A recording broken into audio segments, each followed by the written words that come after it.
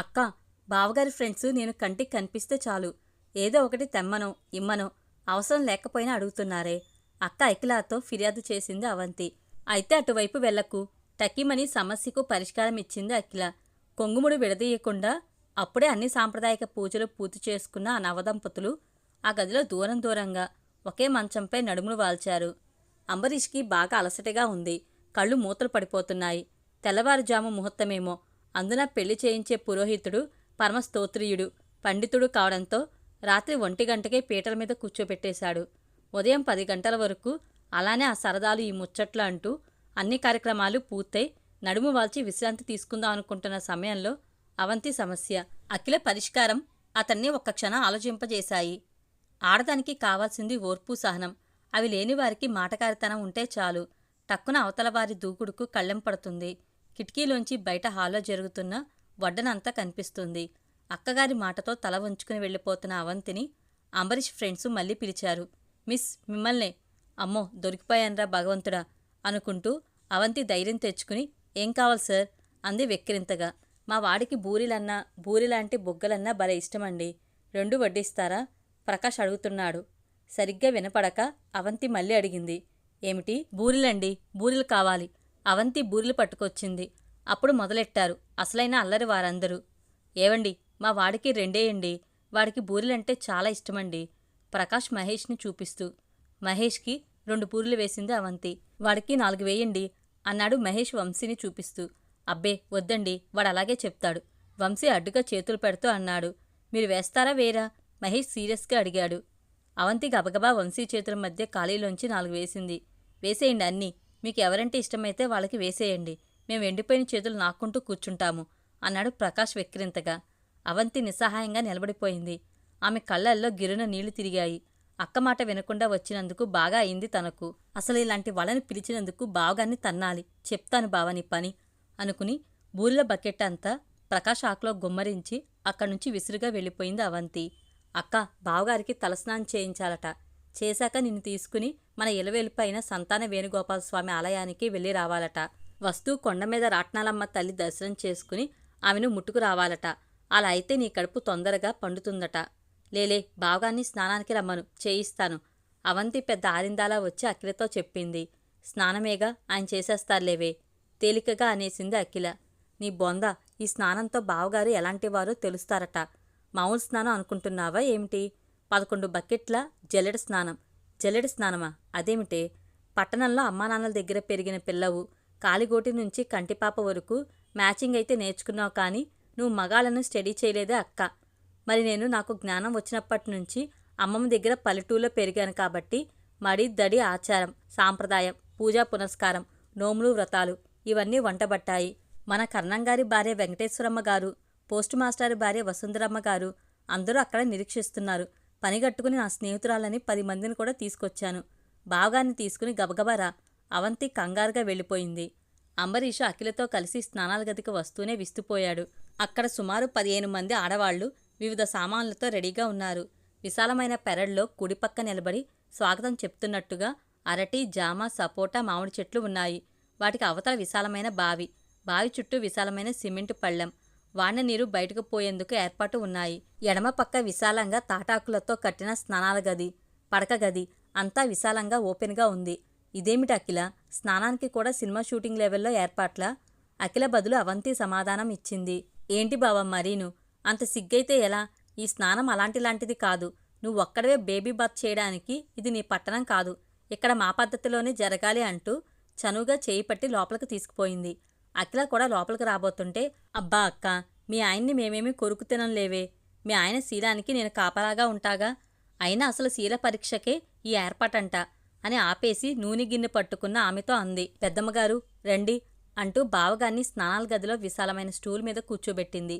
కళ్ళు మూసుకోండి బావగారు, లేకపోతే మావన్నీ మీకు కళ్ళపడతాయి ద్వందార్థంగా అంది అవంతి. ఆ పెద్దావిడ హిప్నటైజ్ చేసే మంత్రగత్తెలా అతని ముందు నిలబడి గుమగుమలాడుతున్న నూనెను అదేదో మంత్రం చదువుతూ మాడు మీద 3 సార్లు అద్ది తలమద్దన చేసింది. నీ తల్లి లాంటి దాన్ని ఏమనుకోకు నాయనా అని ఒళ్ళంతా నూనె పూసి నిష్క్రమించింది. ఆ తర్వాత మరొక పెద్ద ముత్తైదువ సున్నిపిండి, పాలమేగడ, కొద్దిగా పసుపు కలిపిన మిశ్రమాన్ని అతని శరీరం నిండా పూసింది. అలా పరస్త్రీల మధ్య పుట్టి బుద్ధిరిగి ఏనాడు స్నానం చేయకపోవడంతో సిగ్గుతో ముడుచుకుపోసాగాడు అంబరీష్. పైగా అతనికి కితకితలు చాలా ఎక్కువ. అప్పుడు దిగారు అవంతి స్నేహితురాళ్ళు రంగంలోకి. ఒకరి వీపు, ఒకరి ఛాతీ, ఇద్దరు చెరో చెయ్యి, మరొక ఇద్దరు చెరో కాలు పట్టుకుని ఒళ్ళంతా ఎర్రగా కందిపోయేలా ఒళ్ళంతా నలిచిపెట్టారు. అందులో అతనికి ఒళ్ళంతా రోమాలేమో, అవి ఊడి వచ్చేలాగా నలిచారు. ఏం బావగారు, ఎలా ఉంది? నేనిక్కడే ఉన్నాను, కంగారు పడకండి అంటూ నవ్విస్తూ అల్లరి చేస్తూ అవంతి ఆ కార్యక్రమం పూర్తి చేసింది. కుంకుడుకాయ రసంతో పరిశుభ్రంగా తలంటారు. ఇప్పుడతను సర్ఫ్ బాగా వేసి గిలక్కొట్టిన నీళ్ల బకెట్ల నురగలతో నిండి ఉన్నాడు. ఏమే, ఆ జల్లెడిలా అందుకోండి, అవంతి ఓ స్నేహితురాలతో అంది. ఊరంతా తిరిగి తిరిగి తెచ్చాను జాగ్రత్తమ్మా, కనీసం స్నానం అయ్యేంతవరకైనా పని చేసేలా చూడండి అంటూ అవంతికి అందించింది ఆ అమ్మాయి. ఒక అమ్మాయి అంబరీష్ వెనక బల్ల మీద అతని తలపై జల్లెడ పట్టుకుని నిలబడింది. మరొక అమ్మాయి సుగంధ పరిమళాలు వెదజల్లుతూ గులాబీ రేకులు తేలియాడుతున్న ఒక్కొక్క బిందు నీళ్లు అందిస్తుంటే మరొక అమ్మాయి అవంతి పక్కన నిలబడి ఇద్దరూ కలిసి జల్లెడలో పోయసాగారు. అది పాతకాలపు ధాన్యం జల్లించుకునే జల్లెడ. దానికి 2-3 కట్లు ఊడిపోయి తుమ్మితే ఊడిపోయే ముక్కలా ఉంది. మొత్తానికి ఒక బిందె వెనక మరొకటి, అలా 11 బిందెల చన్నీళ్లు ఆపకుండా అంబరీష్ని కనీసం సరైన ఊపిరి కూడా పీల్చుకోనివ్వకుండా స్నానం పూర్తి చేయించారు వాళ్ళు. ఆఖరి బిందె పోస్తుండగా అనుకున్నట్టుగానే జల్లెడ అడుగున వెదురంతా ఊడిపోయి ఆ పలచని వెదురు బద్దలు అన్నీ అతని శరీరం మీద తలొకటి వేలాడసాగాయి. అవంతి ఆమె స్నేహితురాళ్ళు నవ్వాపుకోలేక విరగబడి నవ్వసాగారు. ఏం జరిగిందోనని బయట ఉన్న అఖిల కంగారుగా లోపలికి పరిగెత్తుకు వచ్చి జారిపడబోయి అంబరీష్ని బలంగా వాటేసుకుంది. అతని మీద వెదురు బద్దలు జారిపోయేలా ఆఖరిగా స్నానం చేయిద్దామని అవంతి ఆమె స్నేహితురాళ్ళు ఎత్తిపోస్తున్న నీళ్లు అంబరీష్తో పాటు అఖిల మీద కూడా పడి ఆమెను కూడా నిలువెల్లా తడిపేశాయి. చాలేవే నీ అల్లరి, ఆయనకు అసలే చన్నీళ్ళు పడవు. ఆయనకి ఏమైనా తేడా చేస్తే బాధపడేది నువ్వా నేనా? చిరు కోపంగా అని తన భుజం మీదున్న తువ్వాలు అతని మీద వేసి అతని తలను తన గుండెలకు అదిమిపెట్టి గబగబా తుడిచి మీర్రండి అంటూ అతన్ని తీసుకుపోయింది అఖిల అక్కడ్నుంచి. ఇప్పుడు కాదులే, కాసేపు ఉన్నాక నేను చెప్పే విషయం వింటే నువ్వు నిజంగానే బాధపడతావు. వెళ్తున్న అక్కవైపు వెక్కిరిస్తున్నట్టుగా అని, లేకుంటే తన ఫ్రెండ్స్ నన్ను ఏడిపిస్తారా అంటూ తన స్నేహితురాళ్లతో కలిసి విజయం సాధించినట్లుగా చప్పట్లు కొట్టసాగింది అవంతి. అంబరీష్ని తయారు చేసి తను రెడీ అవుతుంటే అఖిల దగ్గరికి వచ్చింది అవంతి. అక్క, నువ్వు బాధపడినంటే నీకొక విషయం చెప్తాను. ఏమిటి? 5 నిమిషాలు కూడా కాలేదు, మళ్ళీ అలరా? లేదక్కా, సీరియస్గా చెప్తున్నాను, నిజంగా. అయితే చెప్పు. బావగారు పతివ్రతుడు కాదక్కా. అఖిల అవాక్కయింది ఒక్క క్షణం. తర్వాత పకపకా నవ్వింది. నీ బొంద, మగవాడు పతివ్రతుడేమిటే? బలవంతంగా నవ్వు ఆపుకుంటూ అంది. ఆడదాన్ని పతివ్రత అంటే మరి మగవాణ్ణి పతివ్రతుడు అనేగా అంటారు. బావగారు చేసినవన్నీ పాపపు పనులే. అంటే ఆయన క్యారెక్టర్ అసలు మంచిది కాదు. ఎందుకంటే ధాన్యపు జల్లెడ ఆయన తల మీద పెట్టి అందులో నీళ్లు పోస్తే మొత్తం అన్నీ కారిపోవడమే కాదు, ఆ వెదురు జల్లెడ అడుగుభాగం కూడా ఊడిపోయింది. ఆయనంత అపతివ్రతుడు కాకపోతే అలా జరుగుతుంది చెప్పు? జల్లెడలో నుంచి నీళ్లు పోస్తే కారిపోక ఉంటాయా? అదేదో పాతకాలపు జల్లెడై ఉంటుంది, అందుకే అడుగు ఊడిపోయింది. అబ్బా, నిజమైన పతివ్రతుడైతే జల్లెడలోంచి ఒక్క చుక్క నీరు కూడా కారదక్కా. ఇది నిజం. నీవిలా అంటావనే నేను సాక్ష్యంతో వచ్చాను. ఏమిటా సాక్ష్యం? పూర్తిగా వినకుండా నన్ను తిట్టకూడదు మరి. తిట్టంలే, చెప్పు.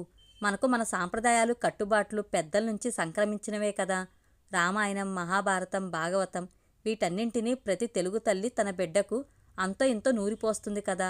అలాగే భర్త శీలవంతుడా కాదా అని తెలుసుకోవడానికి నేనొక పుస్తకం చదివాను. ఆ కథలో ప్రకారమే బావగారికి స్నానం చేయించాను. ఇంతకీ కథ ఏమిటంటే వింటున్నావా?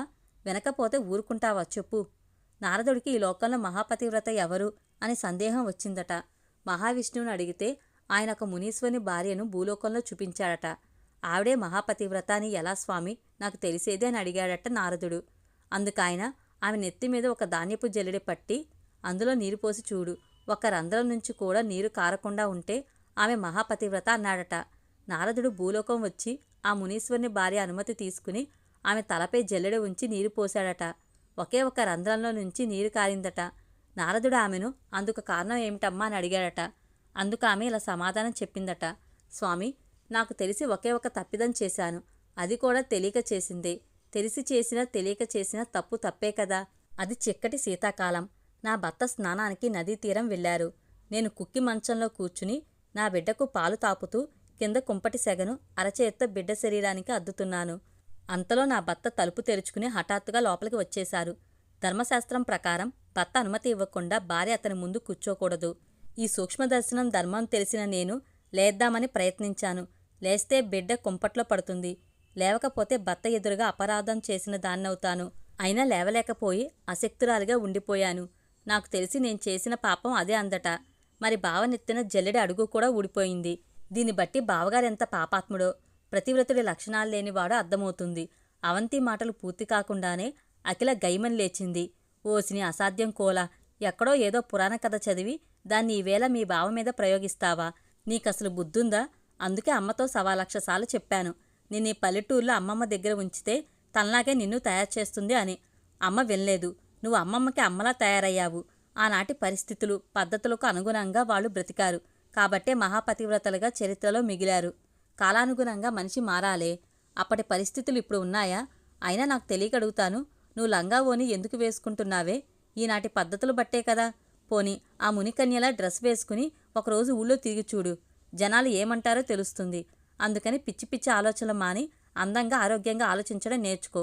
మీరు 10 మంది ఆయన చుట్టూ చేరి ఆయన్ని ముట్టుకుని పట్టుకుని స్నానం చేయించారు కదా, దాంతోనే ఆయన పాతివ్రత్యం గంగల కలిసిపోయింది. పోని మగాడికి పాతివ్రత్యం ఏమిటిలా అనుకుందాం.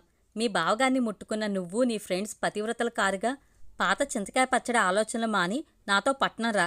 నీకు కౌన్సిలింగ్ ఇప్పించి పూర్తిగా మార్చకపోతే రేపొద్దున వచ్చేవాడి బ్రతుకు యమగండమే పాపం. ఆయన ఎలా ఉన్నారో ఏమిటో, ఆయనకేమైనా తేడా రావాలి, నీ పని చెప్తాను అంటూ అంబరీష్ ఉన్న గదివైపు పరిగెత్తింది అఖిల. అవంతి ఆలోచనలో పడిపోయింది. ఆ రాత్రి అంబరీష్కి బాగా జలుబు చేసి జ్వరం వచ్చింది. ఆ సాయంత్రం వేణుగోపాలస్వామి ఆలయానికి వెళ్లడం, పైగా చల్లటి గాల్లో తిరగడం వల్ల కాబోలు. ఆ రాత్రంతా అంబరీష్ పక్కన తలకు అమృతాంజనం రాస్తూ, కరెంటు పోతే విసనకర్రతో విసురుతూ, డోసేజీ ప్రకారం టాబ్లెట్ వేస్తూ, గంటకు ఏదో ఒక ద్రవ పదార్థం తాగిస్తూ రాత్రల్లా కంటికి రెప్పలా చూసుకుంది అఖిల. ఉదయం రిలాక్స్డ్గా అనిపించింది అంబరీష్కి.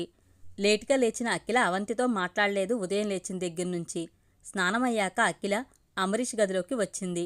ఇడ్లీ కారప్పొడి, నెయ్యి, మంచినీళ్లతో. జ్వరంగా ఉంది కదోయ్, తినగలనా అడిగాడు. మంచం మీద దిండు నానుకుని కూర్చున్న అతని పక్కనే కూర్చుంటూ, నేను తినిపిస్తాగా మీకు. ఏం కాదు, కానివ్వను నేను.